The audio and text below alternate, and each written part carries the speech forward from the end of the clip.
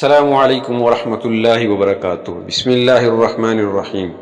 کبھی کبھی زندگی میں سب سے زیادہ تکلیف ہمیں اپنوں سے ملتی ہیں، ایسے رشتہ دار جو بظاہر قریب ہوتے ہیں لیکن دل میں حسد رکھتے ہیں، ہماری خوشیوں کو برداشت نہیں کر پاتے۔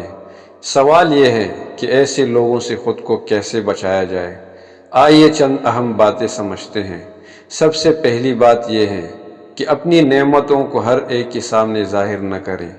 ہر خوشی، ہر کامیابی، ہر پلان سب کو بتانا ضروری نہیں ہوتا، کیونکہ بعض لوگ آپ کی خوشی دے کر خوش نہیں ہوتے بلکہ دل میں جلن رکھتے ہیں۔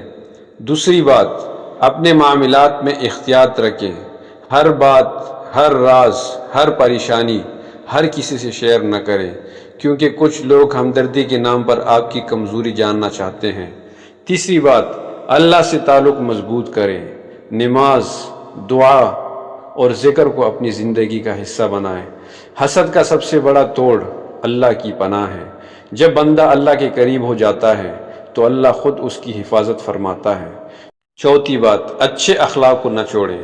اگر کوئی حسد کرتا ہے تو اس کا مطلب یہ نہیں کہ آپ بھی ویسا ہی بن جائے۔ نرمی، صبر اور خاموشی یہ وہ ہتھیار ہے جو بڑے سے بڑے مسئلے کو ختم کر دیتے ہیں۔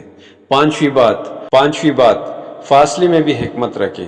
ہر وقت ساتھ رہنا ضروری نہیں ہوتا، کبھی کبھی تھوڑا فاصلہ رکھنا ہی سکون اور حفاظت کا سبب بن جاتا ہے۔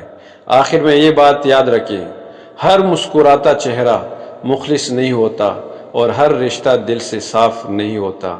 اس لیے سمجھداری کے ساتھ زندگی گزاریں، اپنی حدود پہچانیں اور اللہ پر بھروسہ رکھیں۔